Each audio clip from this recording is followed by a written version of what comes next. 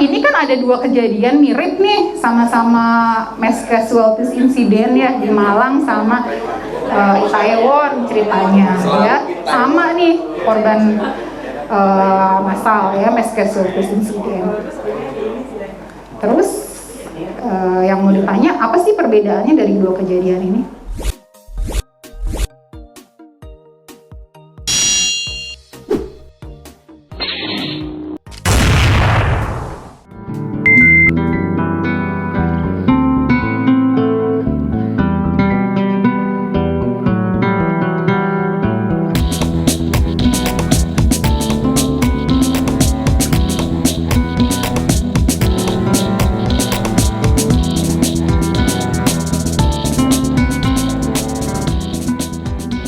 Kalau pengalaman di daerah-daerah lain memang katanya keluhannya seperti itu, orangnya udah pada nggak ada yang masuk di SK Cluster, silahkan kalau mau by jabatan di sini ya. Masukkan misalnya organisasi profesi PAEI nanti, tapi jangan lupa bikin setidaknya setahun 2 kali lah rapat nanti ya untuk koordinasi klaster. Itu tujuannya adalah untuk engagement organisasi-organisasi institusi lain di luar pemerintahan. Makanya nanti pada situasi darurat kita tinggal mudah nih kalau minta bantuan ke mereka ya. Nah itu fungsi dari klaster sebenarnya seperti itu. Kita juga kalau di pusat ada Pak rapat koordinasi klaster kesehatan itu minimal sekali setahun kami buat. Kemudian untuk masing-masing subklaster juga bikin rapat-rapat koordinasi sendiri secara rutin minimal 2 kali setahun ya untuk setiap subklaster. Tujuannya adalah apa? Bertukar informasi ya, untuk update informasi, update data. Kemudian juga yang penting adalah kita membangun jejaring atau melakukan engagement dengan institusi-institusi terkait di bidang penanggulangan krisis kesehatan. Ya, jadi itu sebenarnya keuntungan dari konsep cluster, di mana kita bisa memberdayakan semua sumber daya yang ada di luar pemerintah. Nah, kita libatkan di sini. Begini Bu. Iya. Jadi karena memang pemahaman kami untuk dari Permenkes 75/2019 maupun pedoman yang sudah disahkan oleh pusat krisis itu memang kami bermodalnya dengan membaca itu Bu. Nah mungkin yang ingin saya tegaskan bahwa sebenarnya memang kita UPT-nya kan udah jelas nih, UPT-nya ada di PK3D. Artinya untuk komponen, untuk struktur organisasi di HIOC memang kita boleh melibatkan eksternal kita ya Bu ya, seperti di Kabid dan sebagainya. Nah, tapi mungkin nanti kami akan bahas internal kami karena memang posisi kedudukan antara kepala unit dan Kabid dan sebagainya itu mungkin salah satu yang harus dipertimbangkan juga Bu, namanya kami di pemerintahan ya. Yeah. Oke, jadi mungkin cukup Bu ya untuk kesehatan. Makanya koordinatornya kan Kadinkes ya Pak, Kadinkes, koordinator klasternya. Pada situasi darurat Kadinkes bisa menunjuk IC-nya misalnya ketua ya, kalau kepala PK3D sebagai komandan, bisa kayak Menteri Kesehatan menunjuk kepala pusat krisis kesehatan ya sebagai IC komandan pada saat situasi darurat tadi ada ya. Itu bisa seperti itu. Jadi nanti tinggal pelimpahan wewenang dan tanggung jawab saja pada situasi darurat karena sudah ada UPT bencana di DKI. Jadi kalau situasi darurat langsung Kepala Dinas Kesehatan memberikan wewenang dan tanggung jawab untuk sebagai komandan adalah Kepala PK3D. Kemudian nama-nama dalam Health EOC tadi ya Pak. Ini. Silahkan kalau mau pakai nama jabatan ya, silahkan, tidak perlu nama orang. Kalau pakai nama jabatan silahkan, tapi kalau di level staff kan harus nama ya Pak ya. Kalau mungkin koordinator bolehlah Kabid Yankes gitu ya, ini sekretaris dinas ya. Tapi kalau nanti kan ada anggotanya nih, siapa di sini orangnya tanggung jawab gitu. Tapi setidaknya memang kita pegang dulu ini nanti untuk masing-masing koordinator dan subkoordinatornya ini ya, koordinator untuk subklaster pelayanan kesehatan atau klaster P2, klaster kesehatan reproduksi. Nah, ini silakan kalau mau ditaruh nama jabatannya, itu memang lebih fleksibel. Jadi nanti kalau orangnya ganti ya udah dia yang menduduki jabatan tersebut ya otomatis ini nanti ada di struktur ini ya. Kemudian ya DKI memang khusus ya Pak, karena memang DKI kan nggak luas ya, ruang lingkupnya ya udah segini-segini aja, nggak seperti daerah lain. Silahkan kalau memang HOC-nya ya di provinsi aja nanti, karena memang kita lihat juga kebutuhan daerah. Kalau di luar DKI kan wilayah kerjanya luas sekali, jadi nggak mungkin cuma ada di provinsi saja. Tapi kalau DKI, kalau memang nanti HOC-nya cuma ada di provinsi yang mau dibentuk, silakan dengan merangkul juga semua kasudin ya yang ada di provinsi DKI. Selanjutnya Renkon ya. Renkon, waduh itu pelatihannya 3 hari sendiri Pak kalau mau minta detail. Nanti bolehlah ya. Mungkin PK3D bikin pelatihan Renkon ya. Jadi rencana kontingensi, sebentar. Saya ada bahannya nggak ya? Yang awal itu kita harus menentukan dulu hazardnya, ya. Bencana di DKI ada berapa sih potensi bencananya? Apa aja potensi? Banjir, kebakaran, gempa bumi ya. Nanti apa lagi? Bencana sosial paling banyak juga ya. Tawuran, demonstrasi ya. Tapi kita lihat lagi dari hazard itu, mana sih yang paling resikonya paling tinggi, paling sering terjadi resikonya paling tinggi? Kebakaran ya. Nah itu silahkan, kalau mau dibikin semua Renkonnya bagus, tapi Renkon itu kan sebenarnya bisa multi hazard tapi susah ya. Lebih baik kita bikin Renkon multi hazard paling 2, misalnya gempa bumi dengan apa ya biasanya temennya ya kalau gempa bumi itu di sini nggak ada kimia ya, nggak ada potensi bencana kimia, nggak ada ya. Kalau kayak di Cilegon itu kan bisa ada potensi bencana kimia, jadi dia biar bikin Renkonnya bencana kimia dan gempa bumi gitu ya, Renkonnya bisa sebenarnya. Tapi bikinlah single hazardnya dulu. Kalau memang yang paling berisiko, yang risikonya paling tinggi kebakaran, bikin kebakaran dulu. Sebaiknya semua potensi bencana ada Renkonnya, tapi kita bikin yang paling memang berisiko. Nanti ada aspek-aspek penilaiannya apa saja ada di materi Renkon ya. Bagaimana kita menentukan itu jadi hazard yang utama untuk diputuskan sebagai bahan untuk Renkon. Ini sebenarnya kita kesehatan nggak bisa duduk sendiri ya untuk menentukan hazard ini, harus duduk bareng sama BPBD, tapi nggak apa-apa lah, biasanya kita kesehatan emang one step ahead sih ya, kita selangkah lebih maju nih. Teman-teman juga, kami kemarin barusan mendampingi Papua Barat sama Maluku untuk bikin Renkon di sana. Papua itu Renkonnya gempa ya, kemudian di Maluku juga ada gempa dan tsunami, dan di Papua banjir. Papua Barat itu gempa, kemudian di Maluku gempa dan tsunami. Kita dampingi kerjasama dengan UNICEF dan UGM.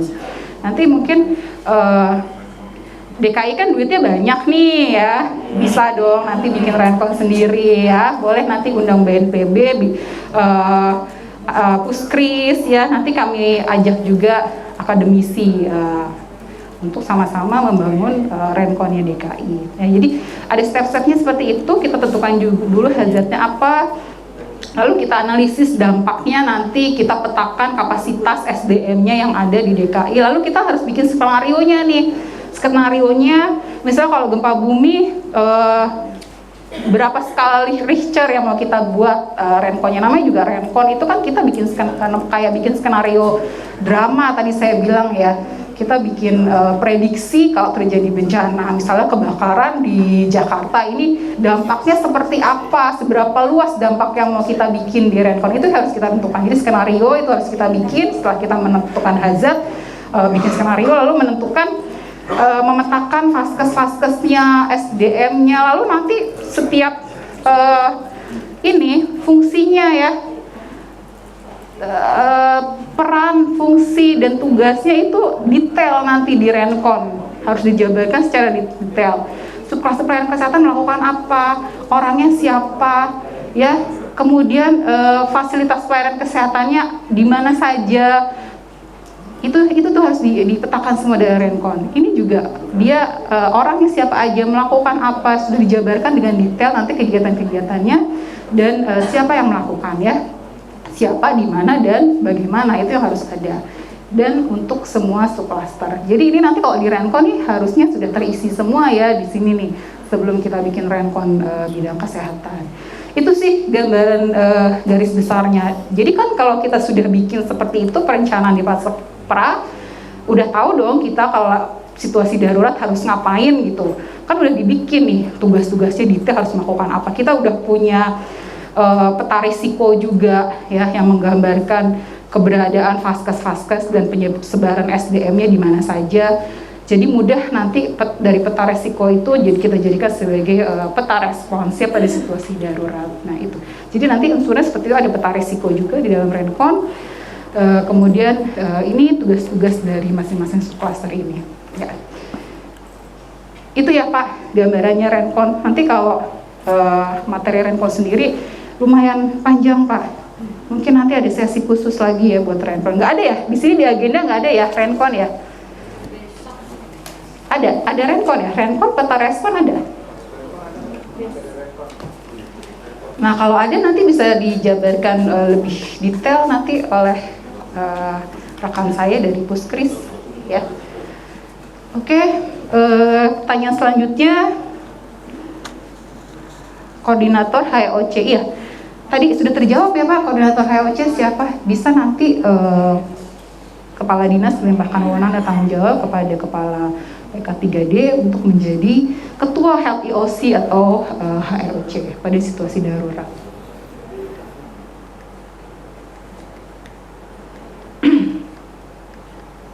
Nah ini program-program kami di Pusat Krisis Kesehatan. Sebagian sudah berjalan bertahun-tahun ya, yang nomor berapa sih ini dari nomor 3 sebenarnya sih ini kita sudah jalan semua, cuma lebih dikuatkan saja sekarang ya dengan adanya transformasi sistem kesehatan. Nah ini nih yang ada di PK3D nih sejalan sebenarnya dengan kami, penguatan sistem penanggulangan gawat darurat terpadu di tingkat provinsi, kabupaten, kota yang terintegrasi. Jadi kita memang kita sedang mengembangkan National Command Center ya, dimana kalau NCC itu seperti tadi dijelaskan Pak Sugeng tadi pagi hanya untuk SPGDT sehari-hari saja kan, tapi sekarang dengan PK3D tambah kerjaannya ini untuk bencana juga. Nah ini yang coba kita integrasikan juga di level pusat ya.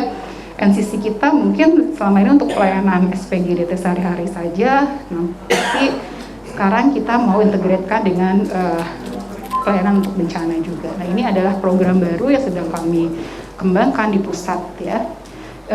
Kepala Dinas Kesehatan masuk jadi tim, Kadinkes DKI masuk jadi tim. Jadi ini timnya langsung ditunjuk oleh Pak Menkes, sudah ada SK-nya, SK tim untuk pengembangan NCC ini ya. Jadi Pak Menkes memang membentuk tim khusus di Kemenkes, koordinatornya Kepala Pusat Krisis Kesehatan. Kami menggandeng salah satunya adalah Kepala Dinas Kesehatan Provinsi DKI yang memang sistemnya sudah baik ya di sini, nanti bisa memberikan masukan.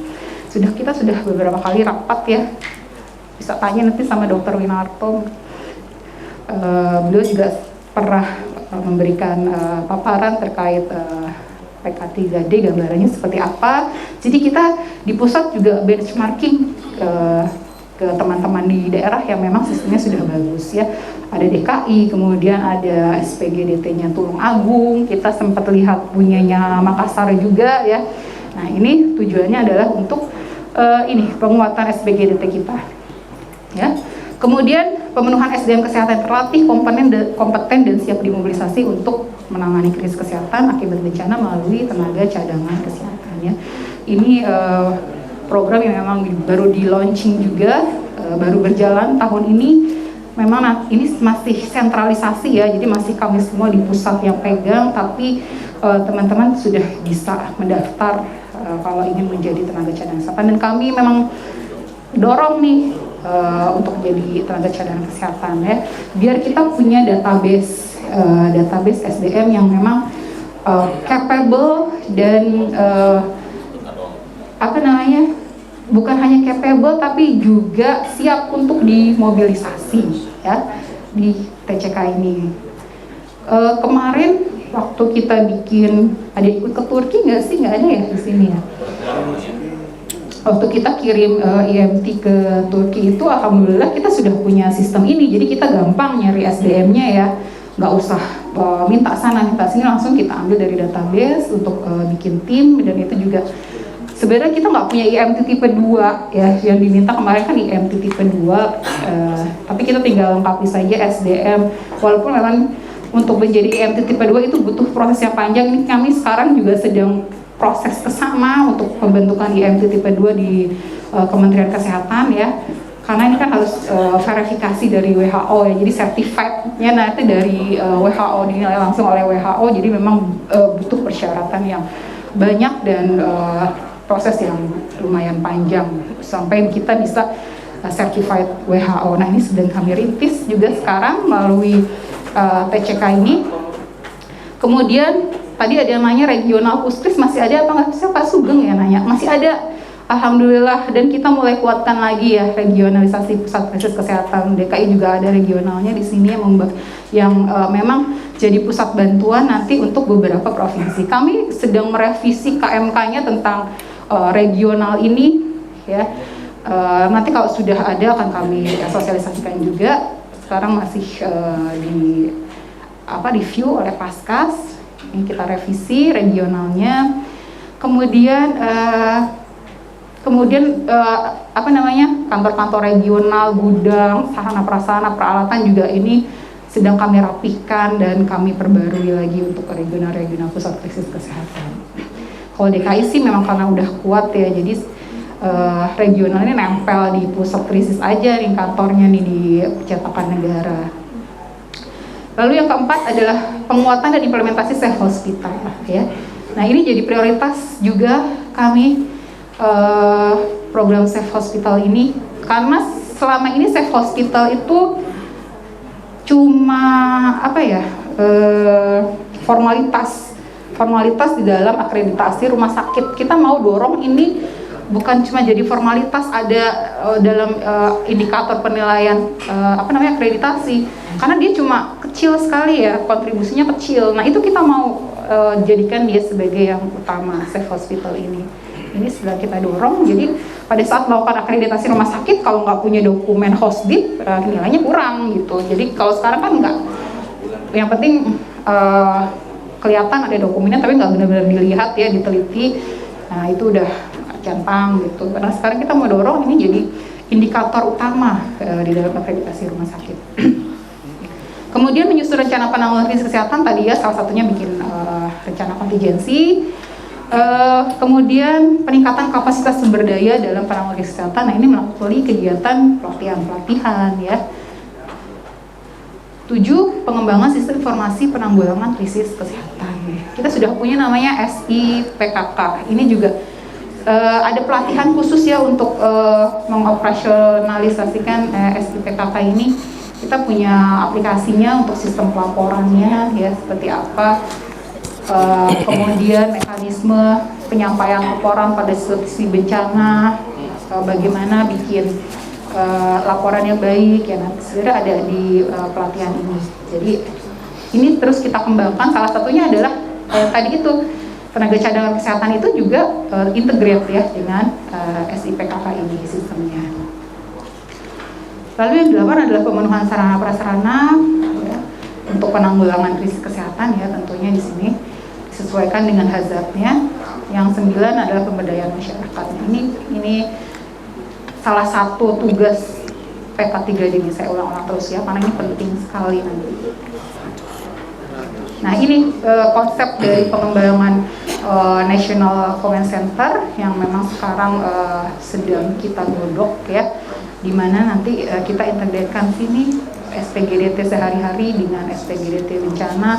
Kita punya big data di sini ya, terintegrasi semua mulai dari Satu Sehat, SDMK, informasi TCK, SIRS, online, Dukcapil dan lain sebagainya ya. Jadi kita mudah nanti untuk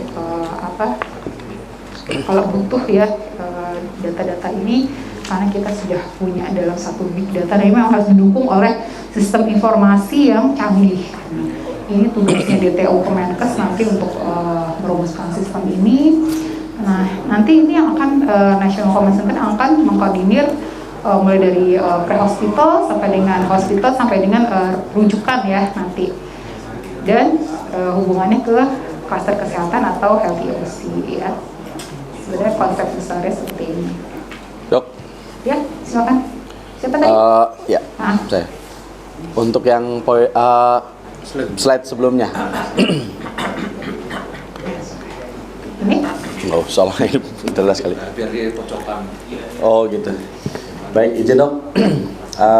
Di poin 6 dan 9 itu kan terkait peningkatan sumber daya manusia, kemudian pemberdayaan masyarakat. Yang ingin saya tanyakan kebetulan kami dari Satpol Sumber Daya yang memang ada dua tupoksi. Yang pertama adalah pemberdayaan terhadap profesi, kemudian yang kedua adalah pemberdayaan pada masyarakat. Nah, yang saya tanyakan lebih ke yang masyarakat, karena di krisis itu kan ada kemudian krisis kejadiannya ya pada saat kejadian, kemudian paskanya. Nah, di prakrisis ini yang sudah dilakukan oleh kementerian kepada masyarakat itu kira-kira apa saja sih poin-poinnya yang sudah diberikan terkait prakrisis. Kebetulan memang kita sudah berjalan sambil, jadi memang learning by doing sih dok, karena memang kita kan baru gitu kan. Kita dari mulai Januari sampai dengan saat ini itu kita sudah memberikan edukasi, sosialisasi tentang krisis, kemudian penanganan kegawat daruratan itu di masyarakat sudah 1.200-an. Nah, memang kita perlu juga informasi dari Pusat Krisis Kemenkes, kira-kira kegiatannya, poin-poinnya yang penting dilakukan tuh apa saja sih gitu, terkait yang poin 6 dan poin 9. Terima kasih dok. Ya, baik. Terima kasih Pak. Satu. Ini saya sebenarnya ada PPT khususnya ya tentang terkait pemberdayaan masyarakat pada situasi pra, kemudian pada situasi darurat sampai dengan pasca. Konkretnya saja, kalau kami ini sebenarnya kalau kami di pusat jarang ya Pak langsung menyentuh ke masyarakat, jadi kami bisa coba bikin programnya lalu kami lempar agar daerah nanti bisa mengimplementasikan. TCK ini salah satunya adalah program pemberdayaan masyarakat di mana kita menggandeng masyarakat untuk terlibat dalam penanggulangan bencana melalui tenaga cadangan kesehatan. Jadi kalau nanti Bapak Ibu punya waktu bisa buka aplikasi tenaga cadangan kesehatan.kemkes.go.id. Di situ ada 3 opsi pendaftaran. Cuma sekarang masih ditutup nih untuk pendaftaran individu. Jadi ada individu, ada tim, ada emergency medical team. Ada 3 kriteria pendaftaran. Nah, masyarakat ini bisa mendaftar sebagai TCK yang individu. Ini tapi kali kita tutup karena sekarang memang sudah terlalu banyak yang mendaftar dalam bentuk individu. Kami sekarang memang lagi fokusnya untuk menjalin TCK dalam bentuk tim dan IMT, karena itu lebih mudah nanti untuk pembinaannya ya. Karena sekarang sudah banyak ternyata individu-individu yang mendaftar dari tenaga cadangan kesehatan, maka itu lagi kami tutup dulu untuk opsi individu. Itu salah satunya. Jadi memang program kami susah ya kalau mau langsung ke masyarakat itu kan maksudnya cakupan kami terlalu luas karena kami level nasional, makanya kami bikin programnya dan nanti kami advokasi ke pemerintah daerah untuk menjalankan. Yang kedua konkretnya adalah kami sekarang punya IMT regional. Nah, IMT regional ini nanti mungkin kami fungsikan langsung untuk bisa memberikan edukasi untuk masyarakat. Salah satunya adalah pelatihan basic life support, Pak. Jadi nanti di Car Free Day kita punya 11 regional dengan 11 IMT regional. Kami kalau di Jakarta kan ada Car Free Day ya, mungkin di kota-kota besar lain di seluruh Indonesia juga ada. Di Car Free Day itu kita buka kayak booth gitu ya untuk melatih masyarakat yang pagi-pagi lagi olahraga, lagi jalan-jalan di situ, dong ikut latihan basic life support. Nah, apalagi PK3D ini fungsinya dulu sebagai kelas juga ya, pasti SDM-nya sangat mendukung untuk melakukan kegiatan-kegiatan seperti itu. Nah, itu bisa dicoba. Jadi kita manfaatkan sumber daya yang ada untuk melatih masyarakat ya. Kenapa sih fokusnya kok basic life support? Karena banyak pembelajaran penting ya pada saat bencana, betapa pentingnya masyarakat menguasai basic life support. Ya. Nah, jadi itu beberapa kegiatan konkret. Di samping kita juga punya namanya kelurahan atau desa siaga aktif. Masih ada nggak di DKI ya? Kelurahan siaga aktif kalau di DKI berarti. Nggak ada yang tahu ya? Nggak pernah dengar atau baru dengar? Ada, jadi namanya programnya kelurahan atau desa siaga aktif. Nah, di situ kita memberdayakan masyarakat ya, bukan hanya pada penanggulangan bencana, tapi program kesehatan lainnya di situ. Ya, ini program lama sebenarnya sekarang sudah diserahkan kepada pemerintah daerah untuk dibina dan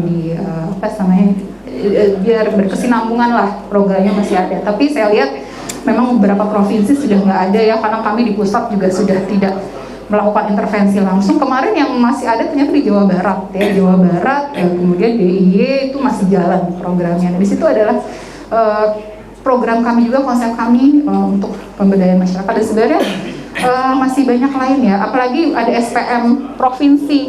SPM provinsi itu kan targetnya memang langsung ke masyarakat terdampak. SPM provinsi ada pra, ada darurat.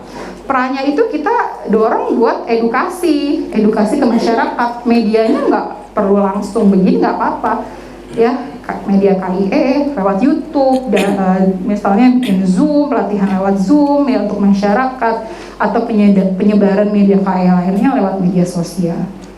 Jadi saya lihat media sosialnya Pemprov DKI ini bagus sekali ya. Mungkin nanti bisa nebeng di situ, atau PK3D punya medsos sendiri. Ada kan di situ kita sebarkan, kita bombardir masyarakat dengan informasi-informasi terkait kebencanaan ya. Ada lagi? Iya. Terima kasih. Namanya itu saya tim PS itu. Nah, ini permasalahan yang kami hadapi saat ini di PK3D itu ada dua layanan. Artinya utama layanan gawat darurat sehari-hari dan bencana yang di krisisnya. Nah, gawat darurat sehari-hari ini biasanya kita lakukan standby. Nah, kasus yang kami hadapi saat ini untuk menggerakkan PRC itu kan yang kami asumsikan saat ini saat potensial terjadinya krisis. Nah, sedangkan kebakaran di Jakarta ada yang potensial terjadi krisis dan ada tidak. Artinya TRC ini akan digerakkan di saat terjadinya potensial. Nah, untuk menentukan potensial, kami kan berusaha untuk menentukan level suatu kejadian. Level kejadian sehingga kami kapan menggerakkan TRC, kapan hanya dukungan kesehatan sehari-hari. Contoh, di kasus kebakaran gudang cat. Nah, ini tidak ada dampak sama sekali terhadap masyarakat. Ada juga yang berdampak kepada masyarakat, yang mana ini TRC harus turun, artinya untuk melakukan tindakan RHA-nya. Nah, ada nggak masukan poin penting untuk menentukan dia ini termasuk resiko potensial terjadi krisis atau tidak? Karena kalau menunggu dari dinas kesehatan mungkin lama, kita nggak akan turun-turun lama ini, karena proses penentuan krisisnya itu, apalagi disampaikan oleh Ibu, tidak pernah terjadi, ditentukan oleh kepala dinas atau Kemenkes juga. Nah, kami butuh masukan poin penting apa yang menjadi menentukan kapan itu mengarah ke krisis, sehingga tim kami dari TRC itu melakukan RH di TKP. Nah, kami butuh ininya itu clue atau masukan untuk menentukan ini potensial krisis, ini tidak. Terima kasih, itu aja Bu. Ya, baik, terima kasih. Ya itu Pak, poinnya di rapid health assessment untuk menentukan dia krisis atau tidak gitu. Ditentukannya lewat rapid health assessment. Jadi kita harus assessment langsung, nilai langsung dampaknya, dampak kesehatannya, kemudian kapasitas tempat, ya, apakah masih bisa merespon dengan cepat. Kalau masih bisa direspon dengan kapasitas tempat dengan cepat, nggak akan terjadi krisis, gitu. Jadi memang untuk menilai krisis itu ya dengan rapid health assessment, Pak. Tadi yang sudah saya jelaskan ya di awal. Poin rapid assessment itu apa gitu? Rapid health assessment. Poinnya. Oh, yang harus dilakukan pada saat rapid health assessment. Poinnya Ya. Sehingga kami menentukan potensial. Ya. Jadi mau nambahin dulu? Izin Bu. Ya. Ya, izin Bu. Memang kalau misalkan di Permenkes 75/2019 memang ada komponen apa aja yang akan dinilai pada saat rapid assessment. Betul. Nah, untuk RH sendiri itu kalau misalkan kita implementasikan di PK3D itu sangat banyak, karena sampai komponen-komponennya sangat banyak, Bu. Jadi kita di PK3D ini mempunyai konsep bahwa seketika kita terjadi informasi kejadian, itu tetap kami pun di PK3D telah menjalankan di SPGDT kami itu ada 2, krisis dan non-krisis. Nah, otomatis pada saat terjadi informasi di SPGDT, yang akan jalan pertama adalah teman-teman kami di operasional, di pelayanan. Datang nih, telepon di titik A, dia datang. Nah, pada saat dia datang ke TKP, yang disampaikan oleh Bang Dedi, memang kami membuat komponen untuk penilaian pada saat teman-teman kami di operasional itu dengan komponen-komponen yang tidak sebanyak di instrumen yang ada di LHA-nya Kemenkes. Permenkes 75 ya. 75. Karena memang teman-teman pun, kami pun di PK3D harus cepat respon. Karena kalau misalnya nggak cepat respon ya semua akan berdampak. Nah, jadi pada saat udah dikaji, nah yang pemasangan kami ini pada saat pengkajian awal itu yang disampaikan oleh Bang Dewa, mana sih komponen yang buat menentukan ini potensi untuk krisis kesehatan atau tidak. Nah, itu salah satu yang disampaikan oleh Bang Dedi Warman. Supaya kenapa? Supaya teman-teman kami pun, kami telah membentuk namanya tim reaksi cepat yang dikolaborasikan semuanya untuk mengkaji ulang yang sudah berpotensi krisis kesehatan, Bu. Ya, oke, iya, saya paham. Sebenarnya ada materinya besok RHA, tapi sebelum kita turun kan kita pasti dapat informasi bencana nih ya. Misalnya kebakaran di Pelumpang kemarin, itu pasti bukan orang Dinkes DKI yang turun langsung di lokasi. Mungkin puskesmas tempat lebih dulu ke sana gitu ya. Terus ada masyarakat yang menyampaikan informasi. Nah, tujuan kita adalah kita mengkonfirmasi kebenaran dari informasi tersebut dengan turun langsung ke daerah terdampak. Itu fungsinya yang pertama dari Rapid Health Assessment. Karena kita orang kesehatan namanya Health Assessment, mungkin ada assessment dari program yang lain atau sektor yang lain ya. Karena kita kesehatan, kita langsung melakukannya adalah assessment untuk kesehatan.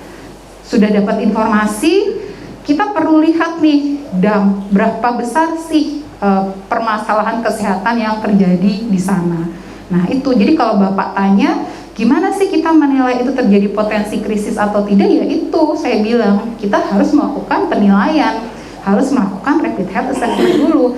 Dasarnya apa? Dasarnya adalah informasi awal yang kita terima gitu loh, yang kita terima informasinya ya. Kita terima informasi awal, laporan dari masyarakat atau mungkin laporan dari kelurahan atau mungkin laporan dari puskesmas tempat atau mungkin puskesmas tempat sudah melakukan rapid health assessment juga sebelumnya, lalu kita dikasih info lah orang Dinkes PK3D ini. Nah itu sebagai informasi awal.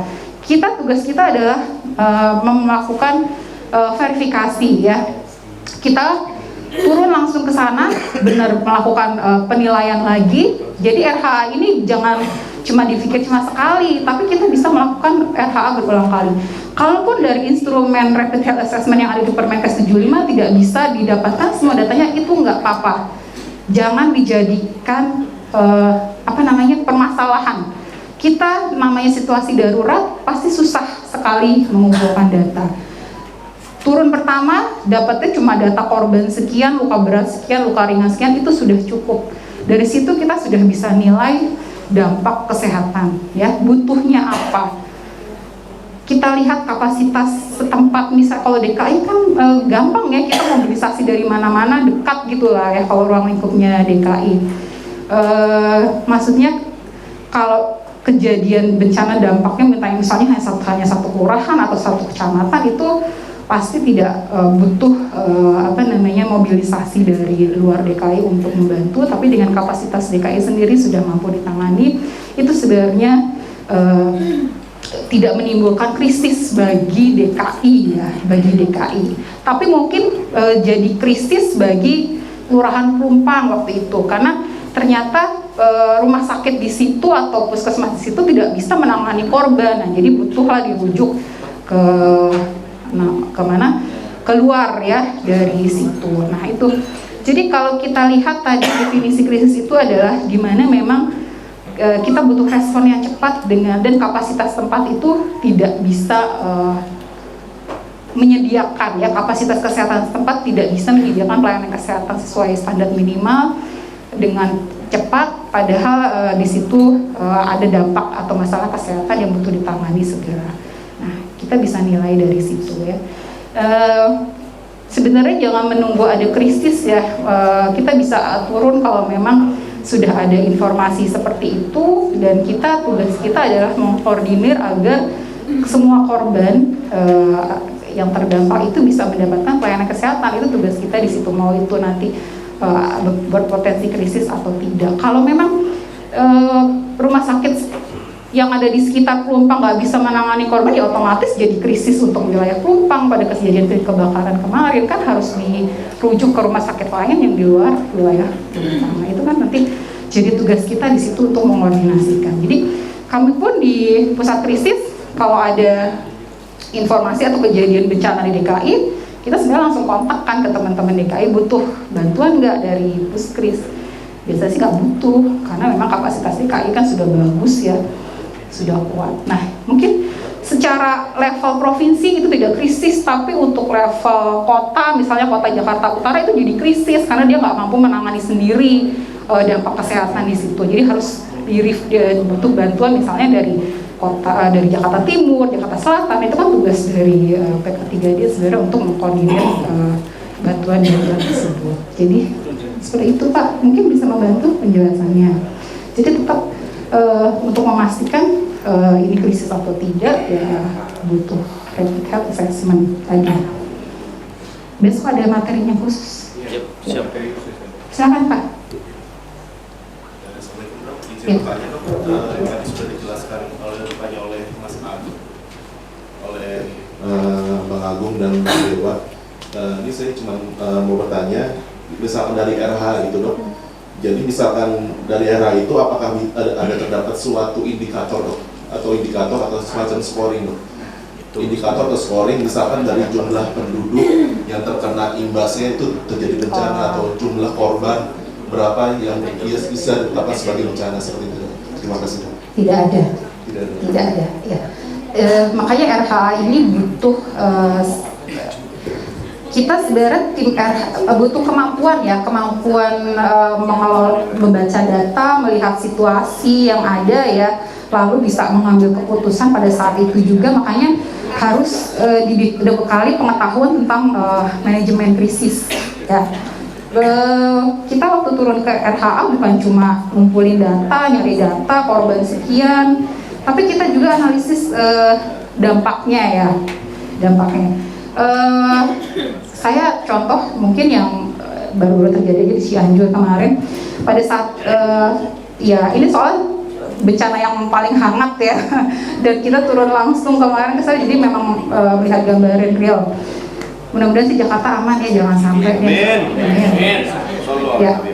Teman-teman Dinkes Cianjur itu saya lihat kapasitasnya bagus, tapi mereka nggak ngerti manajemen krisis. Tapi sebenarnya yang mereka lakukan itu adalah implementasi dari manajemen krisis. Pada saat itu mereka langsung turun melihat situasi di lapangan. Kok ini korbannya banyak ya? Korbannya banyak, kemudian puskesmas semua tidak bisa berfungsi. Itu di tempat yang paling parah terdampak ya, Cugenang. Korban banyak, masih pada bergelimpangan di jalan, nggak ada petugas kesehatan. Kemudian mereka lihat puskesmas juga ternyata rusak, tidak bisa operasional. Nah di situ mereka langsung mendata ada korban sekian, fasilitas kesehatan tidak bisa berfungsi, kemudian SDM kesehatan juga ikut terdampak menjadi korban. Itu langsung bisa mengambil keputusan bahwa ini butuh bantuan dari luar nih. Nah itu kemampuan seperti itu yang memang mereka belum ngerti waktu itu manajemen bencana ya.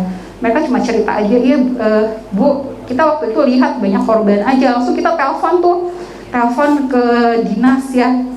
pokoknya minta bantuan untuk segera dimobilisasikan tim ke sini untuk segera menolong korban. Jadi itu sebenarnya mereka sudah melakukan assessment awal ya, rapid health assessment, menilai kondisi ini sebenarnya butuh bantuan atau masih bisa ditangani sendiri sih oleh kapasitas setempat. Nah, seperti itu. Jadi kalau dibilang berapa sih korbannya untuk menetapkan ini jadi krisis ya, berapa korban luka, berapa korban meninggal, tidak ada patokannya, Pak.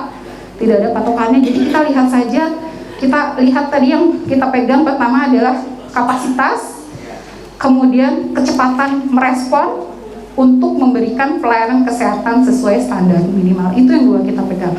Kalau kapasitasnya sudah tidak mampu untuk melakukan respon secara cepat, mengatasi masalah kesehatan yang ada, udah langsung call friend, ya, call friend, minta bantuan. Itu berarti sudah ada krisis di situ, ya. Tidak bisa kita tangani sendiri sebagai SDM kesehatan existing, ya.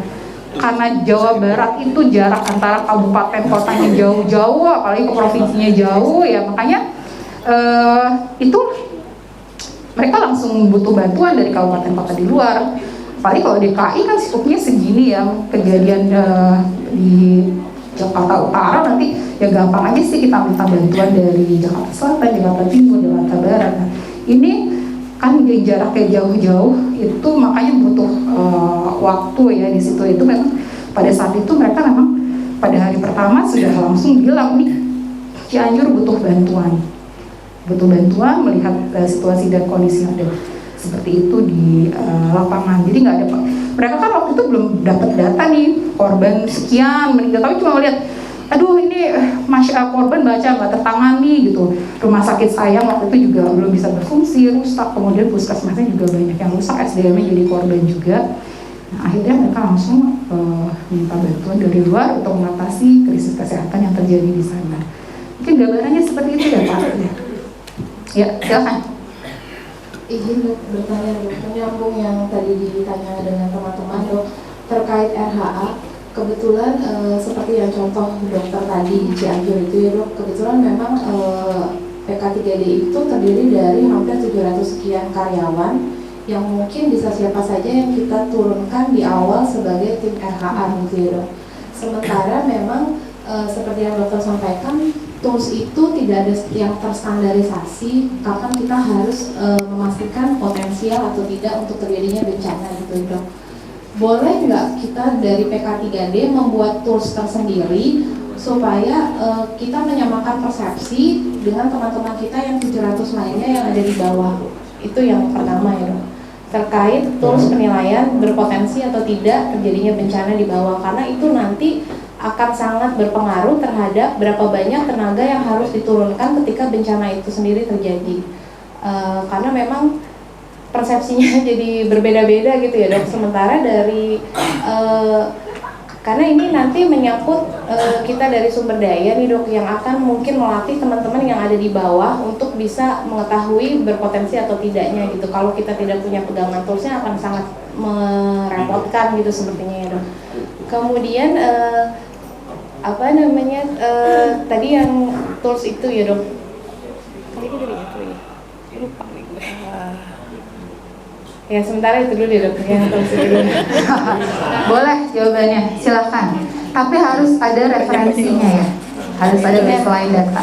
Ini masalahnya kita nggak ada data dok. Dari yang pernah kita baca, WHO itu sendiri menentukan mass casualty incident itu dia berpotensi atau tidak hanya berdasarkan jumlah korban dan sulitnya tempat bencana itu dijangkau. Jadi maksudnya SDM yang tersedia, kesulitan menjangkau tempat itu, serta jumlah korban. Tapi nominal berapa jumlah korbannya pun tidak disebutkan di situ. Hanya kalau dia jumlah korbannya dilihat dari jumlah korban dan kondisi bencananya, itu kita yang menentukan sendiri. Kalau gitu kan sifatnya subjektif dong. Iya, makanya itu perlunya RHA tadi seperti itu. Kita memang belum punya referensi ya. Kita juga susah cari referensi menentukan oh kalau korban sekian baru krisis. Ada satu referensi dari pokoknya jurnal epidemiologi itu kita pernah dapat satu referensi yang menentukan di situ disebut krisis itu kalau ada 10 korban meninggal. 10 korban meninggal dengan 100 orang penduduk terdampak ya. Tapi itu kalau di Indonesia nggak bisa kita pakai, nggak bisa digeneralisir ya untuk seluruh Indonesia. Mungkin kalau untuk DKI bisa, tapi untuk daerah-daerah lain di Indonesia sulit ya untuk kita generalisir seperti itu. Kalau kami di Puskes, kami pakainya untuk kebutuhan klasifikasi untuk data saja, data kami di Puskes ya. Jadi kami di Puskes kan tadi punya namanya SIPKK. Di SIPKK ini kita bisa nilai kira-kira bencana. Kalau hanya untuk menilai potensi bencana ini berpotensi krisis atau enggak, silahkan boleh dipakai itu standar itu. Tapi jangan dijadikan patokan kalau yang meninggal sekian, terdampak sekian itu adalah krisis kesehatan. Tetap krisis kesehatan itu kita nilai dari hasil rapid health assessment, itu adalah penilaian paling objektif yang bisa kita lakukan saat ini. WHO juga bicara seperti itu ya. Memang nggak ada patokan standar karena itu beda-beda untuk setiap wilayah, untuk kapasitasnya beda, ya. Kemudian kondisi geografisnya beda, SDM-nya beda. Itu akan sangat sulit. Tapi kami di krisis, di pusat krisis, kita menggunakan standar itu adalah untuk menentukan bahwa kejadian bencana ini berpotensi krisis atau tidak. Hanya kita butuhkan sebatas itu saja. Jadi untuk keperluan data saja. Jadi kalau kita lihat kita pakai standar itu, oh ini kejadian banjir misalnya di Kalimantan Selatan itu korbannya sudah meninggal lebih dari 10 gitu ya, kemudian penduduk terdampaknya sudah ratusan. Ada potensi krisis nih karena kita cut off-nya itu tadi kan 10 orang meninggal, 100 penduduk terdampak. Itu kita sebagai cut off sebagai menilai ini terjadi potensi krisis atau tidak. Jadi sebatas itu saja. Untuk benar-benar menentukan terjadi krisis atau tidak ya satu-satunya itu tadi kita harus lihat langsung, kita harus nilai langsung melalui rapid health assessment. Belum ada ya sampai sekarang literatur yang benar-benar bisa kami gunakan sebagai cut off ini krisis, ini bukan. Kalau sebatas untuk menentukan potensi silakan bisa digunakan, tapi tetap yang harus kita lakukan adalah melakukan rapid health assessment. Itu adalah penilaian paling objektif ya sebenarnya yang bisa kita lakukan. Kita melihat langsung ke lokasi terdampak kejadian ya. Itu sih saran saya ya. Silakan Pak. Ya, baik, terima kasih. Izin dokter, nama saya Adi.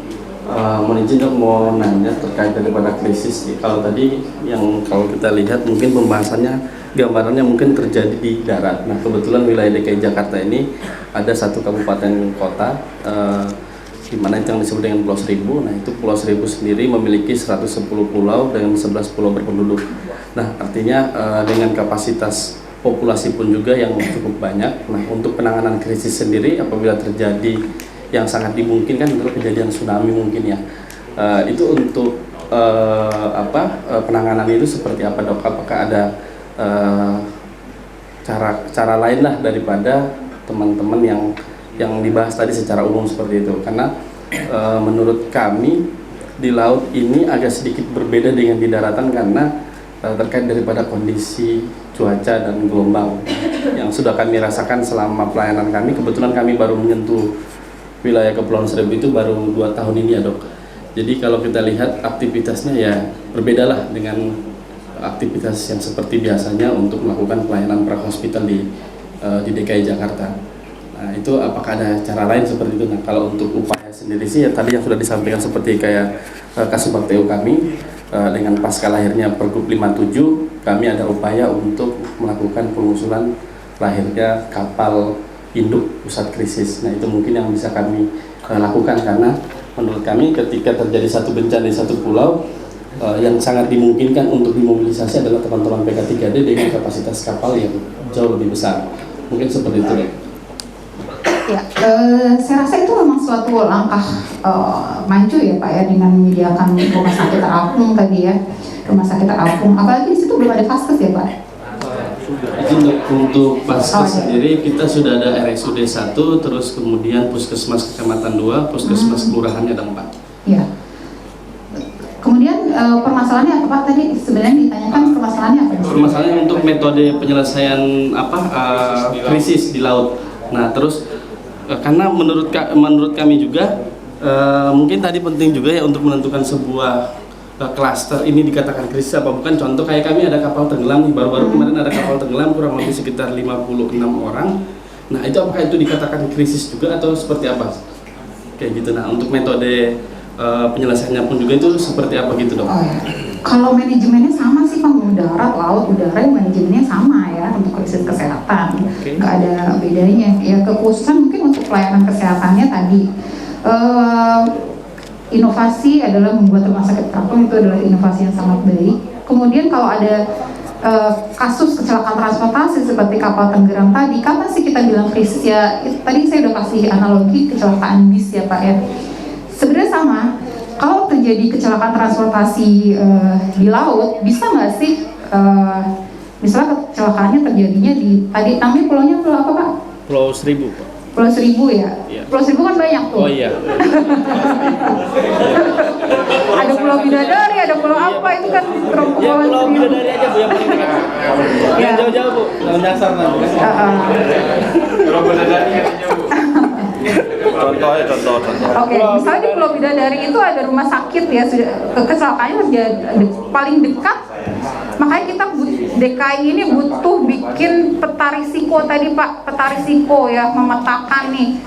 Bukan cuma DKI daratan tapi juga wilayah DKI yang di perairan, yang di Pulau Seribu, bikin peta risiko lah. Kapasitas SDM-nya, kemudian fasilitas pelayanan kesehatannya di mana ya. Jadi kalau jadi darurat kayak tadi, kita ingin melakukan respon, berubah tuh peta resiko jadi peta respon. Oh terjadi kecelakaan pesawat, kecelakaan kapal, misalnya dekat Pulau Bidadari, ternyata rujukan paling dekat adalah dibawa ke Pulau Bidadari gitu. Kita udah tahu nih kemampuan Pulau Bidadari berapa sih? Korban misalnya 100, tapi kapasitas rumah sakit cuma 50, kan udah kebaca di situ, nggak akan mampu menangani kan. Makanya harus dilihat di situ lagi mana sih pulau terdekat lain untuk evakuasi korban. Kalau nggak ada ya harus dibawa ke daratan kan, ke DKI. Nah itu yang harus disiapkan adalah sarana-prasarana juga nanti untuk proses evakuasi. Tentu kan kita kesehatan nggak bisa sendiri, kita pasti ajak Basarnas lah ya. Kita kesehatan kan fungsinya untuk medis ya, pelayanan kesehatan untuk pelayanan mediknya. Tapi untuk evakuasi korban ya kita butuh Basarnas untuk membantu. Para sarana juga kita mungkin nggak punya, kita bisa ya pakai punyanya Basarnas untuk evakuasi. Tapi kita juga siap dengan sarana prasarana untuk pelayanan medis. Makanya tadi luar biasa ini kalau bikin rumah sakit terapung itu kan kayak KRI Suharto tuh bisa kemana-mana, apalagi untuk mengcover wilayah DKI yang memang di perairan. Jadi itu pentingnya tadi kita punya peta risiko, jadi kita bisa memetakan ya kapasitas SDM, kapasitas fasilitas pelayanan kesehatannya di mana saja, ada berapa rumah sakit, ada puskesmas di situ. Kalau terjadi bencana dengan korban sekian, kira-kira dia mampu menangani apa enggak. Nah dari situ kita sudah punya sistem rujukannya dibawa kemana nih, ya. Makanya tadi juga perlu triase. Kalau hasil triasenya hijau, oh sudah langsung aja dirujuk ke Pulau Bidadari, bisa dia langsung tangani situ. Tapi kalau dari hasil triase ternyata berat, langsung aja rujuk ke Jakarta.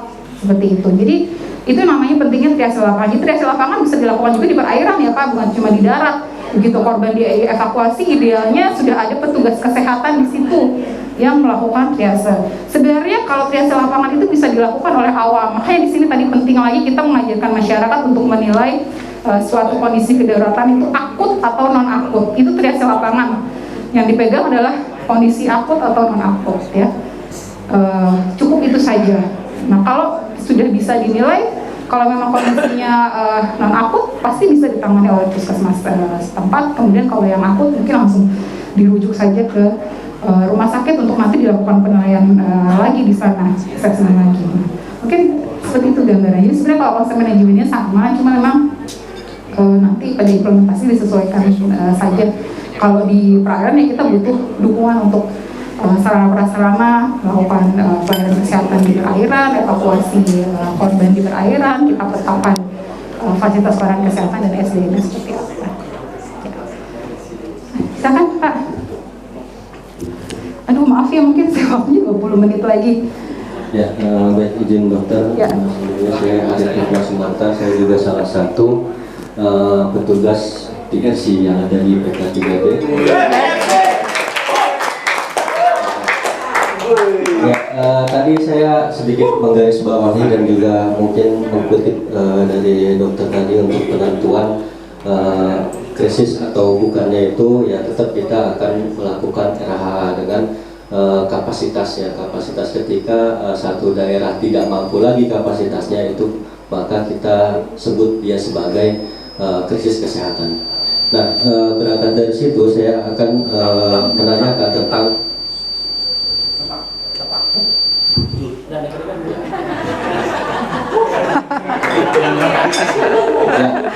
tentang HEOC tadi ya. Iya.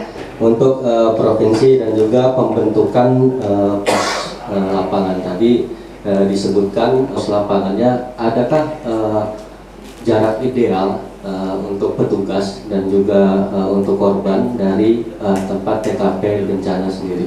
Karena mengingat jarak aman tersebut juga kita penting ya untuk menyelamatkan atau keselamatan kita juga sebagai petugas. Mungkin itu dari saya dokter. Nah, terima kasih. Iya, baik, ini ya Pak yang dimaksud ya tadi pos lapangannya. Di sini sebenarnya pos lapangan itu adalah HEOC. Kita lihat di sini skupnya ya. Bedakan, jangan pos kesehatan, beda ya Pak ya. Pos lapangan sama pos kesehatan beda. Pos lapangan ini maksudnya pos komando ya, yang jadi wilayah komando dari pos utama. Jadi bagian dari pos komando utama pos lapangan. Kalau jadi gini, misalnya nih ada bencana yang levelnya provinsi di DKI ya, ada bencana level provinsi di DKI, astagfirullah jangan sampai tapi ya, gempa misalnya, declare pemerintah daerahnya, gubernur declare ini adalah bencana provinsi gitu ya. Tapi alhamdulillah kita jarang terjadi bencana provinsi sih, terakhir yang di Palu NTB 2018 declare. HEOC provinsi ini otomatis langsung sebagai pos utama ya, pos utama. Dia yang mengkoordinasikan semua upaya penanggulangan krisis kesehatan di DKI Jakarta. Tapi kita bisa buat pos lapangan itu, HEOC itu di kota, di sudin-sudin ya. Jakarta Timur nanti punya pos lapangan satu, Jakarta Barat punya satu ya, kemudian Jakarta Utara punya satu. Bisa bikin seperti itu kalau level bencananya provinsi. Jadi kita langsung menggerakkan. Kalau di Palu misalnya, gempanya utama itu kan terdampaknya waktu di Palu tuh ada Palu, Sigi, Donggala ya, satu lagi Parigi Motong. Pos HEOC utama itu adalah di Dinas Kesehatan Provinsi Sulawesi Tengah. Itu yang jadi pos komando utama. Nanti untuk wilayah-wilayah terdampak itu akan jadi pos lapangan. Jadi yang di Sigi, yang di Palu, di Donggala, di Parigi Motong itu akan jadi pos lapangan. Dia adalah bagian dari wilayah komando dari pos utama. Jadi selain yang kita aktifkan adalah HEOC provinsi di Sulawesi Tengah yang di Dinkes Provinsi Sulawesi Tengah, tapi HEOC dari daerah-daerah terdampak dari gempa dan tsunami Palu itu juga langsung aktif sebagai melihat peran dari kabupaten kota seperti apa sih kalau terjadi bencana provinsi. Bukan berarti bencana provinsi cuma jadi tanggung jawab provinsi, terus kabupaten kota enak-enakan aja nggak ngapa-ngapain, kasarannya begitu lah ya. Makanya mereka bisa dibentuk HEOC juga di masing-masing kabupaten kota itu sebagai pos lapangan. Terus kalau kita di sini kan nggak bicara kalau level kabupaten kota, udah jelas lah ya. Kalau level kabupaten kota ya Dinas Kesehatan Kabupaten Kota langsung jadi pos komandonya, dan nggak ada pos lapangannya lagi kan, karena levelnya paling banyak kan kita bencana level kabupaten kota, dia langsung jadi pos komandonya. Namanya itu pos komando utamanya level nasional ini ya Kementerian Kesehatan ya, Kementerian Kesehatan sebagai head EOC. Tapi ini provinsi nanti bisa jadi head EOC kami di lapangan gitu ya. Jadi kalau ada bencana nasional, otomatis klaster kesehatan HEOS yang diaktifkan adalah yang level nasional, yaitu di Kementerian Kesehatan. Tugas kami nanti sebagai pos komando utama ya kami mengkoordinasikan membantu penelitian sehari-hari, terus bisnisnya di depannya. Terus yang juga tadi ada poin juga penguatan terhadap regional ya. Iya. Kalau dulu kan kita mengenal ada logistik regional, apakah kedepannya akan diaktifkan kembali atau seperti apa? Terima kasih. Ya, sudah diaktifkan kembali Pak regionalnya ya. Sudah diaktifkan kembali dan kita kuatkan sekarang fungsi regional. Nah ini kita sudah bikin rancangan KMK barunya tentang regional. Jadi nanti konsepnya Pak, kita lagi revitalisasi ya, ceritanya kan regional nih mati suri nih, tapi DKI mah nggak butuh regional ya, udah ada PK3D. Yes. Iya, mantap lah. Ya, tapi masih ada di sini regional DKI ya, buat membantu nanti provinsi-provinsi lainnya. DKI kan di sini rak ya, membackup itu daerah-daerah lainnya harus siap nih regional DKI ini. Ada PK3D otomatis regional DKI tanggung jawab PK3D lah ya nggak, betul kan? Nah nanti susunannya begini, jadi langsung nanti semua di bawah Kepala Pusat Krisis Kesehatan ya regional ini. Nah Kepala Dinas nanti adalah sebagai wakil ketua dan fungsinya nanti adalah untuk pembinaan ya di sini ya, untuk dijaring. Nah tapi kalau untuk dan bidang pendukung nih, logistik dan keamanan di sini. Nah, ini perubahan yang paling mendasar yang kami buat di KMK yang baru ini ya, dimana memang nanti semua regional ini langsung di bawah Kepala Pusat Krisis Kesehatan agar memang kita lebih mudah ya melakukan pembinaan, mengkoordinasikan ya, kemudian juga menggerakkan pada situasi darurat krisis kesehatan. Karena selama ini dengan konsep yang lama ternyata tidak bisa berjalan dengan baik ya regional ini, maka kami sekarang melakukan revitalisasi seperti ini untuk konsep regionalnya. Untuk standar logistik sendiri, regional ada standarnya Pak kalau regional ya. Kalau untuk PK3D standar logistiknya disesuaikan dengan hazard di DKI ya. Kalau hazardnya banjir ya harus punya perahu karet dan logistik untuk mendukung bencana banjir gitu. Logistik itu kan ada obat-obatan, kemudian peralatan ya, seperti itu. Sebenarnya kalau logistik kita yang baru ada itu standar logistik untuk regional. Kalau untuk logistik penanggulangan krisis silakan disesuaikan dengan hazard dari masing-masing daerah. Jadi kita belum bikin panduannya harus punya item ini ya. Tapi kalau untuk daerah yang memang rawan banjir ya harus disiapkan perahu karet ya dengan mesinnya, itu standar sih. Kemudian paket obat-obatannya, kemudian paket kesehatan lingkungannya kayak penjernih air cepat, kemudian kebutuhan Kapolri, Listol dan sebagainya, yaitu ada standar logistiknya. Kalau untuk manajemen logistiknya sebenarnya sudah ada, kita punya pedoman nasional ya di sini. Di sini salah satunya adalah pedoman untuk logistik kesehatan, tapi memang tidak menyebutkan secara khusus peralatan-peralatan yang harus dimiliki oleh setiap dinas kesehatan untuk penanggulangan krisis ya. Tapi untuk logistiknya sebenarnya nanti disesuaikan dengan kemampuan daerah dan kebutuhan ya kalau logistik kesehatan ini. Kita sudah ada untuk manajemennya, sudah ada ini pedomannya ya untuk logistik kesehatan. Ya, ada lagi?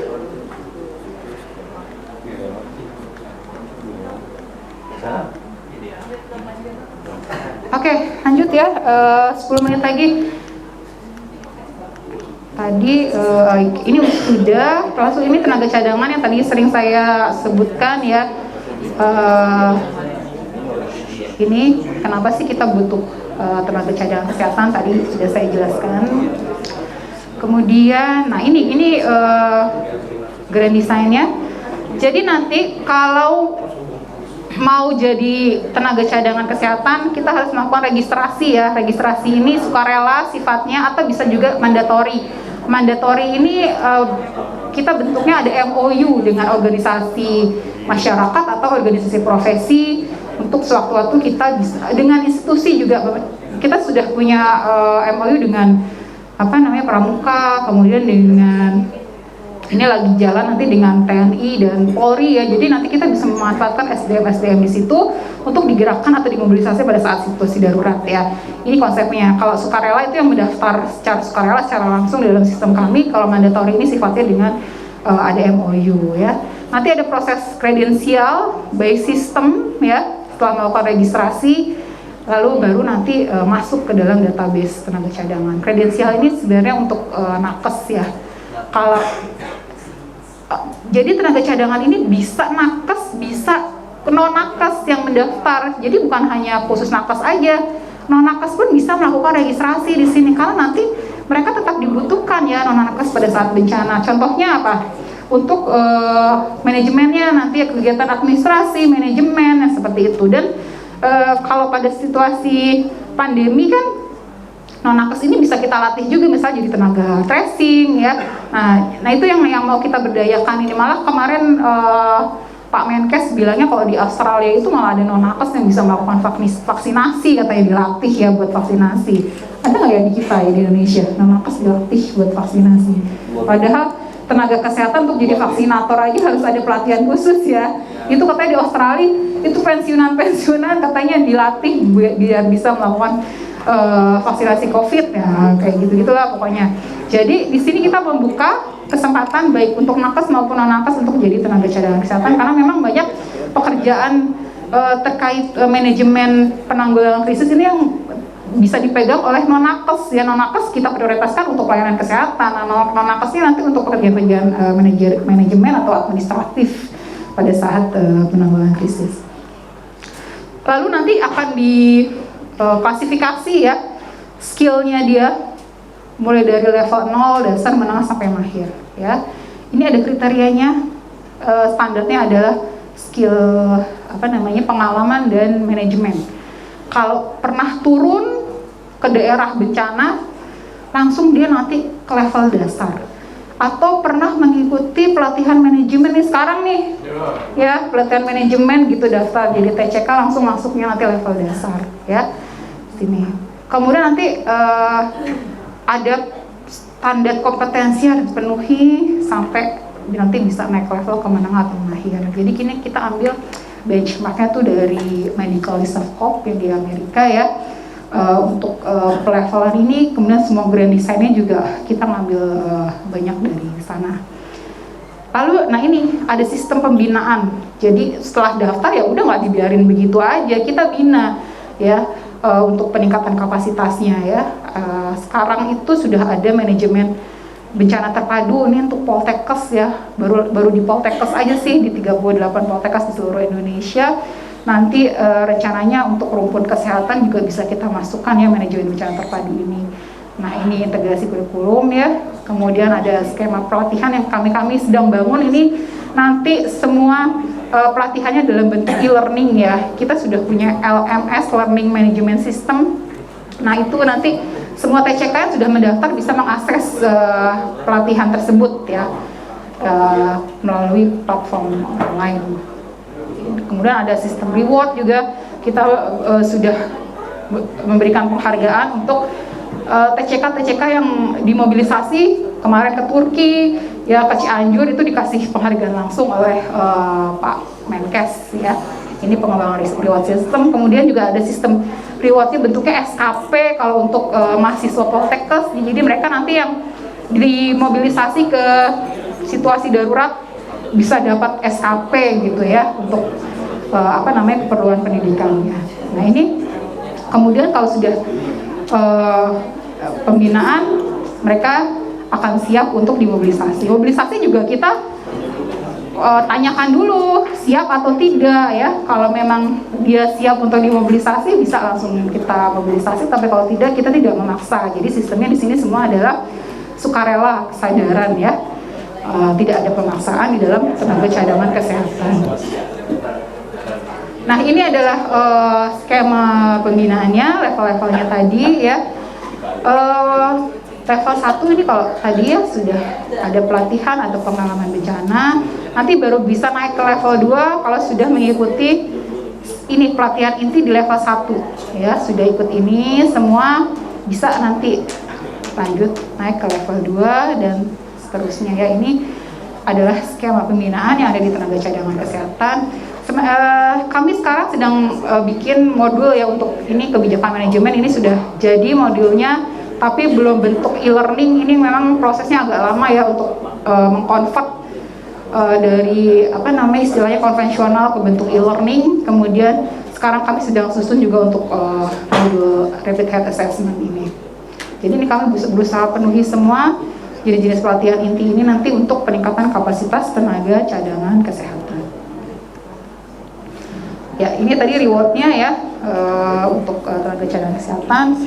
Ini yang sudah berjalan piagam penghargaan dari Menteri Kesehatan. Nanti ada penganugerahan penghargaan bagi tenaga cadangan kesehatan, teladan dan lain-lain. Nah, ini gambaran untuk jumlah tenaga cadangan kita saat ini ya, sudah 6.355 yang mendaftar menjadi tenaga cadangan kesehatan ya. Paling banyak memang nakes ya. Untuk IMT-nya 348 ini. Untuk di provinsi sudah 34 provinsi sudah punya IMT ini ya, kabupaten kota ada 235 dan seterusnya. Nah, ini untuk masing-masing jenis tenaga.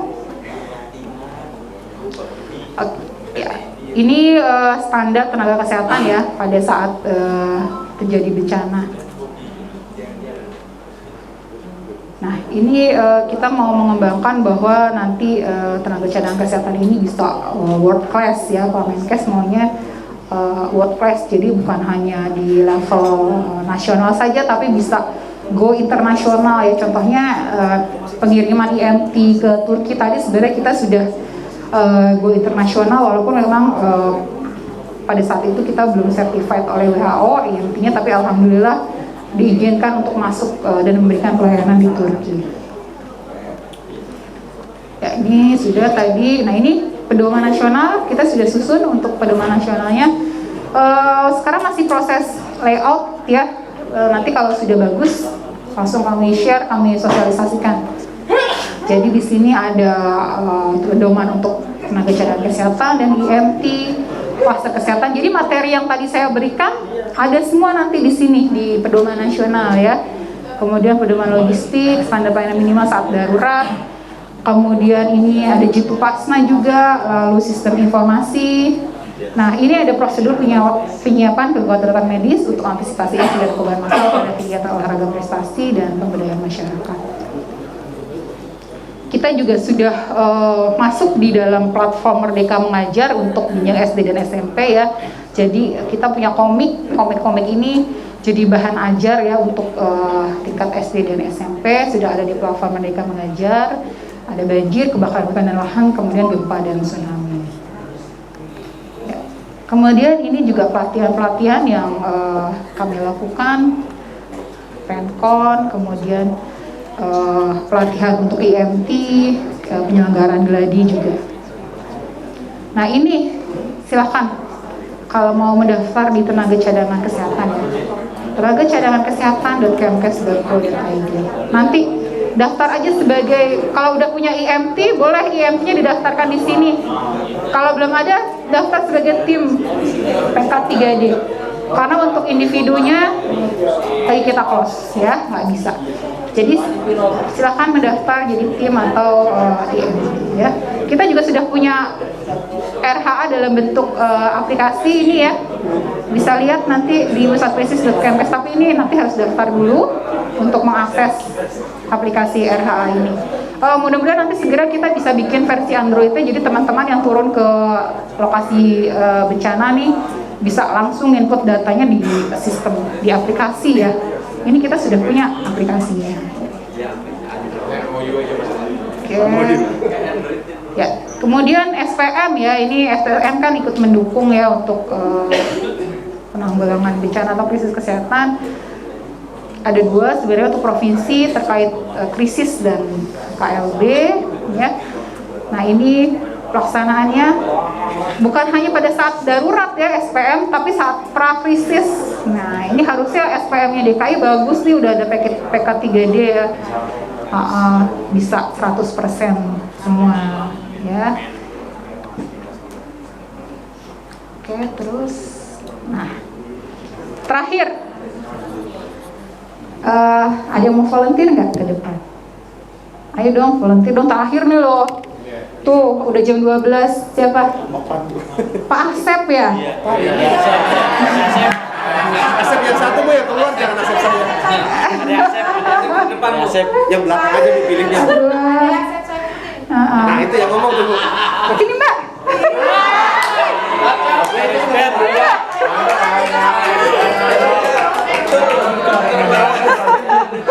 Nanti kalau standarnya udah jadi kami di-share ya. Aduh seneng banget loh ada yang bikin standar seperti itu. Jadi bantu kami cari literatur dan referensi. Udah ada, ayo dong sini. Ya ini kan ada 2 kejadian mirip nih, sama-sama mass casualties incident ya di Malang sama Itaewon ceritanya ya. Sama nih korban massal ya, mass casualties incident. Terus yang mau ditanya apa sih perbedaannya dari 2 kejadian ini? Kacau kapasitas. Itu mah sama-sama kacau atuh Pak. Perbedaannya what's the difference? Hah? Tempatnya. Iya tempatnya pasti beda atuh Pak. yang satu di Malang, satunya di Korea, di Seoul. Penanganannya kali ya. Nah, aduh Pak Asep ini memang yang namanya Asep luar biasa dari tadi loh Bapak. Penanganannya gimana Pak? Saya salah nyebut Bu. Dibilangin duduknya di depan, aduh. Karena pasti lagi di prosedurnya Bu. Iya. Tolong panitia nanti dapat penghargaan ya. Awas loh. Awas ya nggak dapat ya. Saya kasih makan siang. Apa Pak Asep perbedaannya? Panitia handlingnya. Itu tadi Bu penanganannya. Iya penanganannya gimana? Yang di Malang bagaimana? Yang di Seoul gimana? Kalau ya, saya kalau di Korea nggak tahu Bu. Soalnya saya nggak nonton drakor juga. Oh, ada hubungannya sama drakor. Habis Korea sih. What's the difference? Ayo. Benar, clue-nya adalah penanganan korbannya. Yang saya tahu Kanjuruhan chaos aja. Chaos. Terus, ada lagi nggak? Hah? Nggak terstruktur kali ya. Kapasitas ininya Dok, Apa? orangnya, SDM siapanya? masyarakat. Masyarakat, betul. Clue nomor 2. Kapasitas masyarakat. Ada lagi yang mau nambahin? Pemahaman apa Pak? Dari penanganan. Pintar, luar biasa emang PK3D. Tepuk tangan dulu dong. Hebat, seneng deh pokoknya di sini ya, semangat semua. Ya, ini ya. Ini belum ada penelitian ilmiah, tapi kita memang melihat pada saat di Kanjuruhan Malang itu tidak terlihat ada warga yang melakukan upaya CPR ya. Tapi di Itaewon itu banyak sekali warga yang bisa melakukan CPR. Makanya tadi kenapa kita melakukan basic life support ya, pelatihan basic life support untuk masyarakat. Apalagi salah satu tugas dan fungsinya PK3D juga untuk pemberdayaan masyarakat. Dikuatkan di sini ya, masyarakat.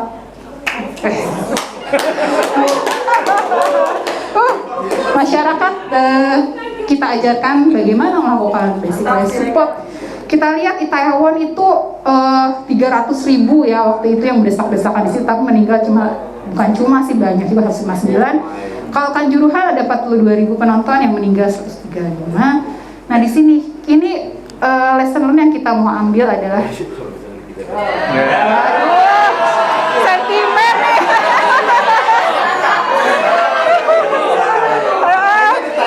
Sentimen ya. Udah disuruh selesai. Di timer kayaknya itu. Aduh. Iya.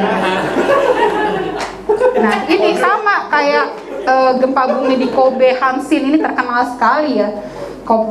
Pembelajaran pada gempa bumi Hanshin ini tahun 95 aja Jepang itu sudah banyak yang bisa melakukan basic life support. Memang mereka di sana itu kuat sekali ya, itu pemberdayaan masyarakatnya. Ya, ini pembelajarannya bahwa sebagian besar korban selamat adalah karena dirinya sendiri dan orang-orang di sekitarnya, terutama keluarga, bukan dari tim penolong. Kesiapsiagaan dan keterampilan masyarakat, khususnya keluarga, menjadi kunci utama keselamatan dalam menghadapi bencana, dan peningkatan kapasitas untuk lingkup keluarga dalam rangka meningkatkan kesiapsiagaan menghadapi bencana sangat penting. Ya, ini relatif banget sama PK3D. Tolong ini bisa dikuatkan sebagai wujud dari pemberdayaan masyarakat ya yang tadi ditanyakan. Oke, ini closing ya dari saya. Terima kasih untuk atensinya yang luar biasa, semangatnya yang luar biasa sampai jam 12. Tepuk tangan ya buat kita semua. Mohon maaf kalau ada kekurangan atau kesalahan kata. Wabillahi taufiq wal hidayah. Wassalamualaikum warahmatullahi wabarakatuh. Each and every day I get lost in the words I say. I don't push pause, no I push play.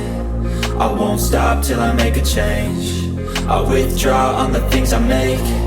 I turn flaws into flawless traits. I build tall, never capped in space. I won't stop till I hear him say, oh, oh.